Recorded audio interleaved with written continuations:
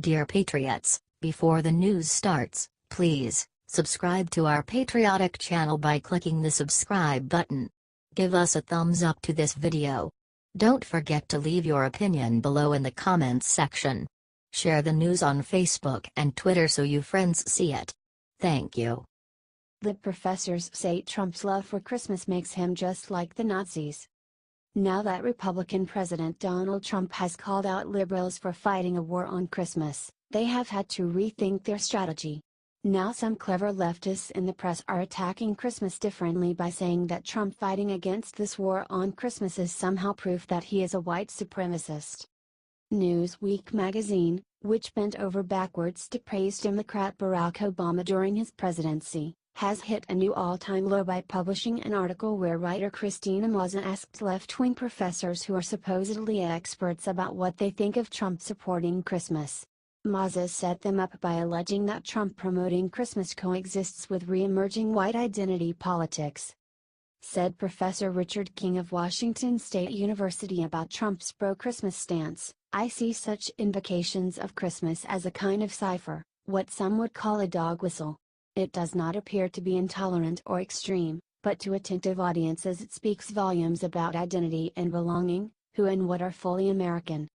Georgia State University professor Joe Perry went even further, claiming that Trump promoting Christmas is just like Adolf Hitler's strategy to intimidate Jews. He said, "The far-right's engagement in the war on Christmas explicitly posits that there is one single true or correct Christmas. The holiday's true nature is somehow under threat from outsiders and liberals who act as forces of degradation, multiculturalism and secularization." Added sociology professor Randy Blazak, committed white nationalists love Trump's Bring Back Christmas campaign almost as much as evangelicals. His followers see this as gospel and a rebuking of multiculturalism and political correctness, and the growing influence of Jews, Muslims, atheists and other non-WASPs. Do you think these professors' point of view is crazy?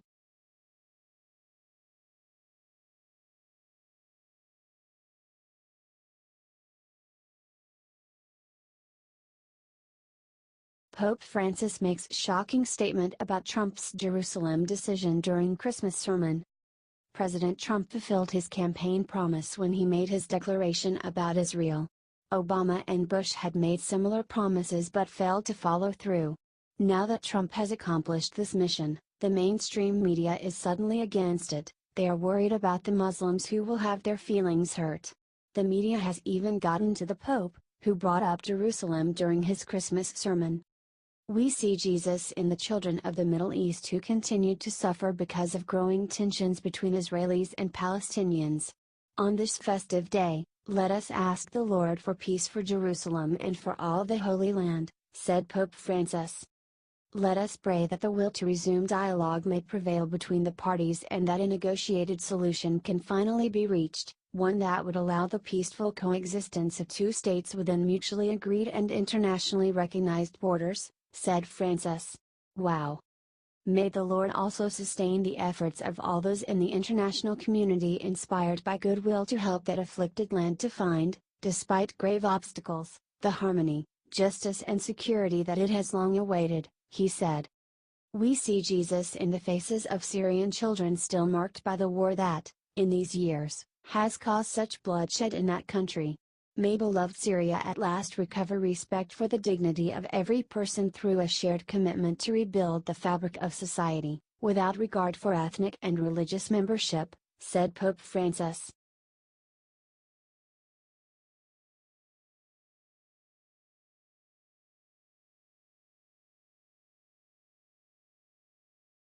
Bernie Sanders admits Trump's tax cuts are a very good thing, then tries to insult him anyway.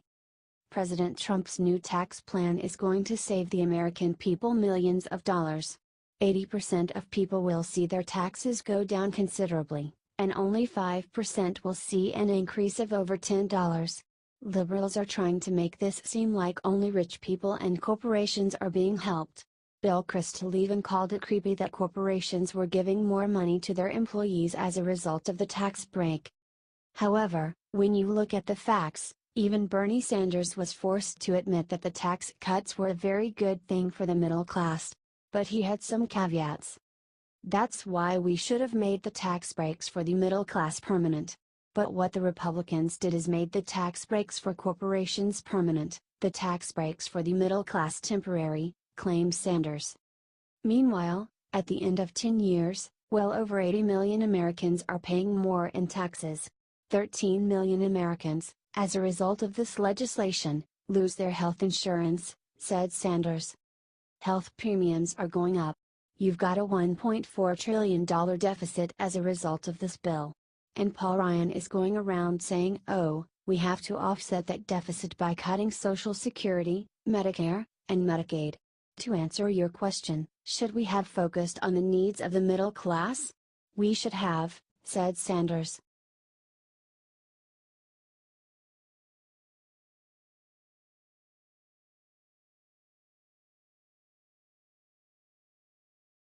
Jeff Flake says he might have to run in 2020 to stop Trump from being crushed by Elizabeth Warren.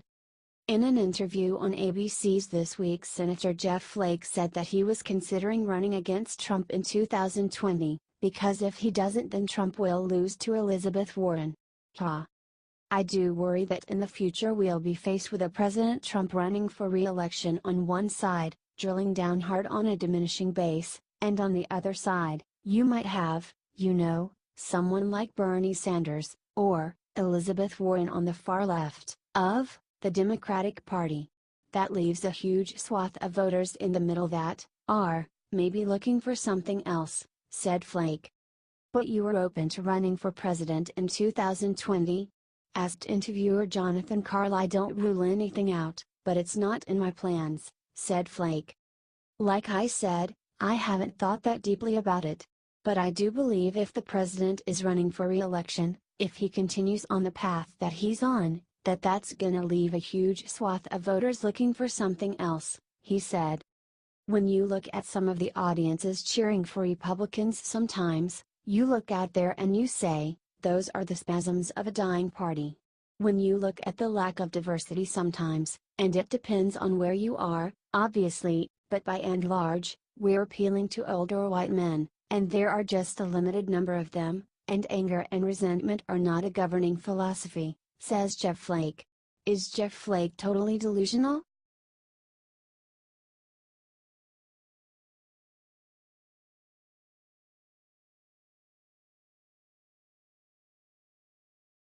Woman who spoke up against NBC's Matt Lauer exposes shocking way liberals tried to bully her into silence. Addie Collins-Zenon, Matt Lauer's former assistant, wrote an article about the unpleasant affair she had with Matt Lauer when she was 24 years old. NBC's Matt Lauer is one of the many liberals in the media who have been fired over their treatment of women. Now Zenon is exposing the awful things being said about her for coming forward. The situation really took its toll on me. I changed physically. I changed emotionally. Fear crept into my life. I became unsure of myself. Any confidence I had was gone. For him, it was a conquest, said Zenon. I was under his spell. It was all-consuming. I couldn't focus. I couldn't concentrate. Every time I turned on the TV, because I anchored the local news in the morning, there was his face. And he was acting all jolly and happy. And here am I, carrying the weight of what had happened and fending off the national press. I didn't want to start my career being known one of Matt Lauer's girls, she said. I understand that people are going to paint me as a home wrecker, as a slut, and a whore, and those are things I have been called. It was suggested yesterday to me that please go get hit by a bus, said Zenon. My family is shattered by this. They are afraid for me. This all trickles down to a lot of people that are affected, so having these conversations is really important, but also there's a lot of shame attached to what I did, she said.